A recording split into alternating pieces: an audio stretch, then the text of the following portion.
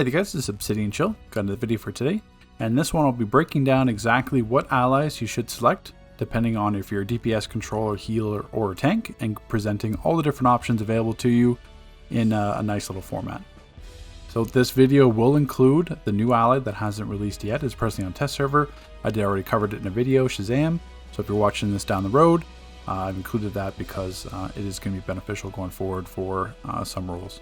So if you're wondering when it releases, it hasn't been set yet, but it is presently on test server. And if you want to see that breakdown, I have a previous video of it. So without further ado, let's get into this.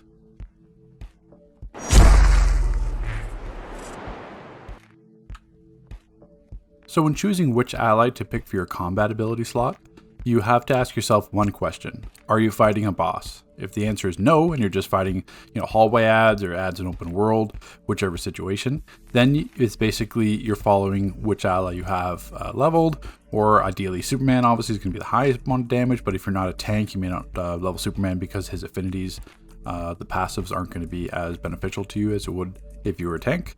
So you could be, if you want to save some materials and money, Cyborg is a great option. He has potential for much higher damage depending on how many projectiles hit. Batman, Superman, you see all the allies are fairly close together in terms of damage. So ideally, you could even be using Shazam as well. So it boils down to which ally you have. But if you're facing a boss level NPC, this could be bounty, could be an raid, could be an alert or duo, etc. As long as it's classified as a boss NPC, there are specific allies that have increased damage potential. Mainly, you're going to be looking at Crypto or House of Legends bot. To a lesser degree Harley, but that's why you still want to focus on Crypto or House of Legends bot, because they are also rare, so it's very cheap to level. There's no reason why anyone can't have these right away. It boils down to a preference. The damage difference between them is very marginal. House of Legends bot does have some targeting issues, so if there's a boss and a whole bunch of ads, there are a slight chance where it could target the ads instead of the boss, and obviously lose that extra damage.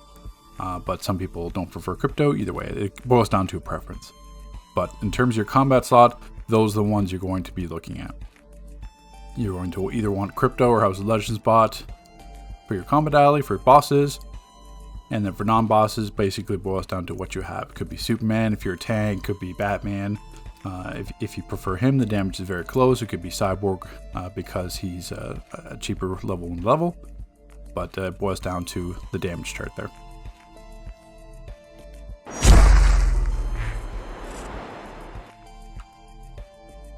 As a DPS, the allies that you should be selecting for your Support Ally 1 and Support Ally 2 slots fall into a series of questions and a combination of 4 allies.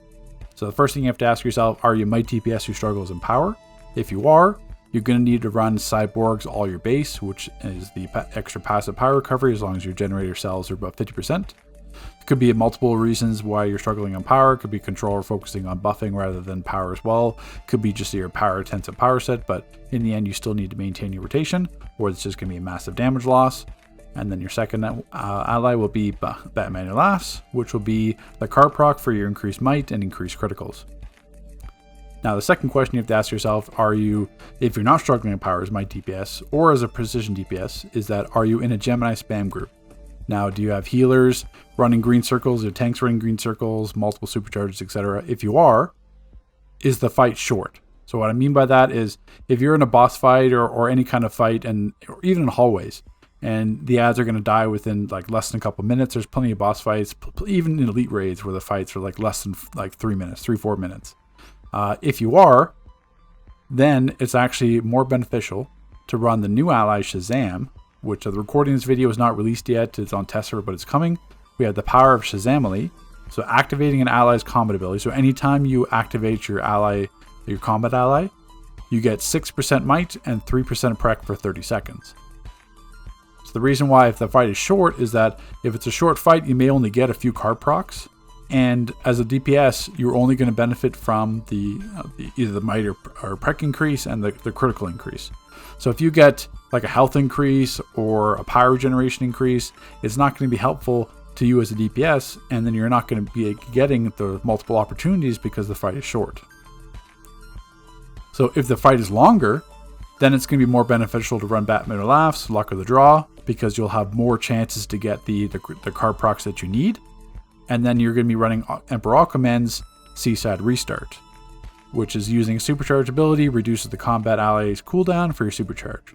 Because you'll be using, since you're in a Gemini spam group, you're using more supercharge as DPS, reduces the cooldown of your ally, and then you have more damage from your ally depending if it's single target or AoE damage.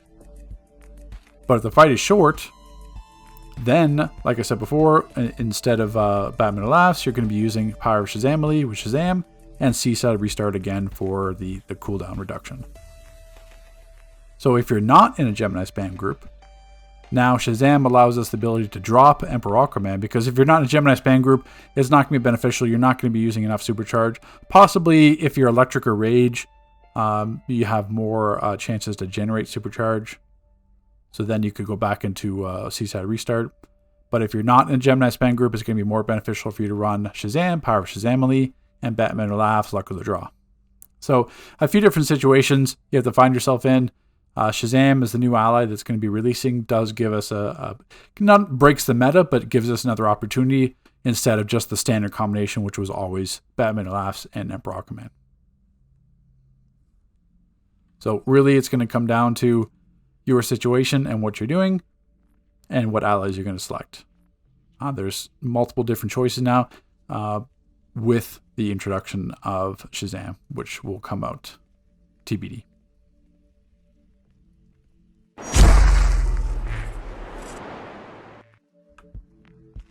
As a controller, the allies you're looking to select for your Support Ally 1 and Support Ally 2 are Batman Who Laughs. You can choose either, but ideally you should be picking Toxic Encore. Hitting an enemy below 45% health with a finisher arms your next finisher with a Toxic Bomb. The released toxins lower the defense of nearby enemies by 7% for 10 seconds. Now that debuff stacks with all other defense debuffs, so that's why it's very helpful for the group. Now, if you don't want to run a finisher, because it does slightly change your rotation, you might have to drop a heal debuff. Some people run Bop Comics, so you have one ability giving you all 3 debuffs. If you're running Parasite, then you would have to run all 3 debuffs for that maximum buff. You could drop a shield if you wanted to, because you don't necessarily need it for pickups. But if you don't want to run that finisher and change your rotation up, then you can choose the card procs and then hope for the vitalization increase, as well as the health card proc as well if you're buff trolling. The Support Ally 2 will be Death Metal Batman, so for Black Lantern. So hitting an enemy with a controller debuff drops a pool that restores 25% power over time, cooldown 30 seconds, and defeating enemy heals you and up to 3 group members for 15% of maximum health, cooldown 10 seconds. This is very handy. You can also substitute it with Cyborg if you don't want to level up to Death Metal Batman just for that support ability. But this is very nice because it not only restores your power for yourself, but also power for the group who stands in it. So that's very beneficial. Also, you could technically, if you wanted to run Cyborg as a support one, you could run Death Metal Batman for the combat slots as a controller. Then you have the extra debuffs as well. So you'd have Toxic Encore stacking with the Death Metal Batman one. So that's an option as well. So it ultimately depends on what you want. Your playstyle as a controller is your preference, but ideally running a finisher is very beneficial with that Toxic Encore tied in with your power restoration for yourself and others. But like I said before, you could always run this as a DPS one. Then you have Death Metal Solo, so it has that riff, which is going to have the stacking debuffs over everything else as you're having controller, and then run Cyborg just for his passive. The main difference is the passive only helps you, where the Death Metal Black Lantern helps everyone else. So that's basically your ideal options as a controller.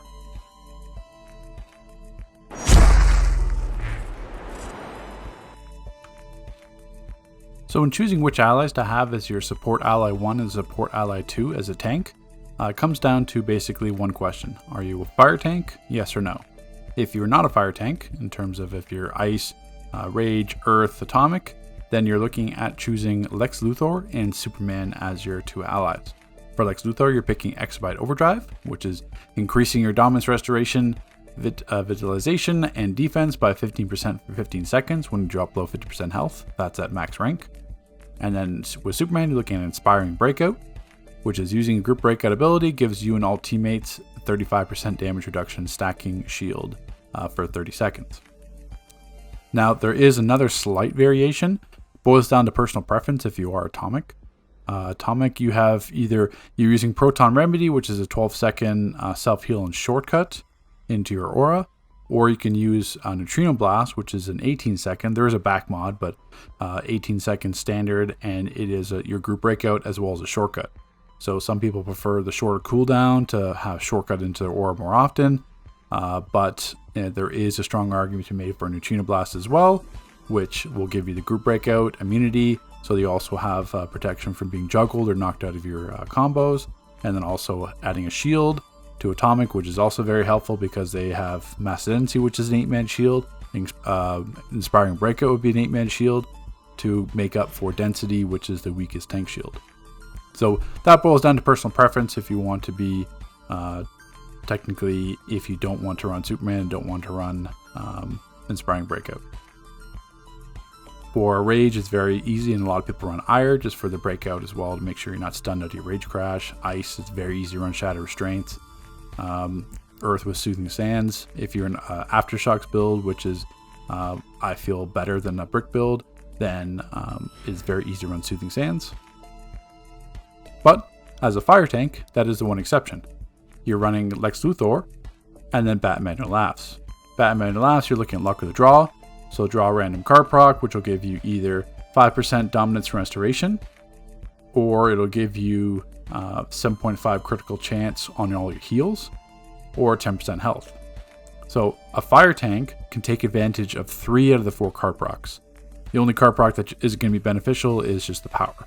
I mean, power helps, but you have the fire soul, so you already have power reduction.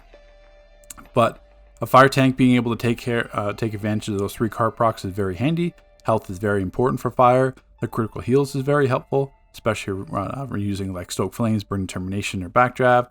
And then you have obviously the 5% Dominance Restoration, which will help as well.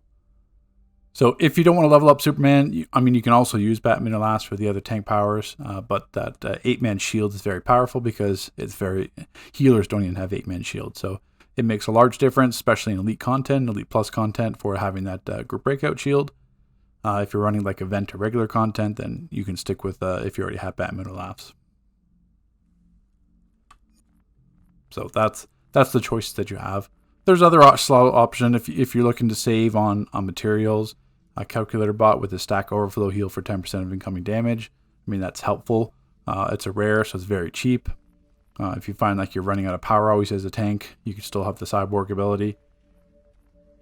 But that's ideally what you're looking at. I mean, technically, if you've got Flashpoint Batman, you have Soul Detective, so you'd have an extra 5% defense while in the group, or 15% defense out of it.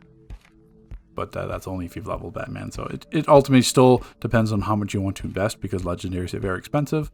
But Batman Who Laughs is also very well used on the DPS side, so you should already have them. So it boils down to just if you have Superman already.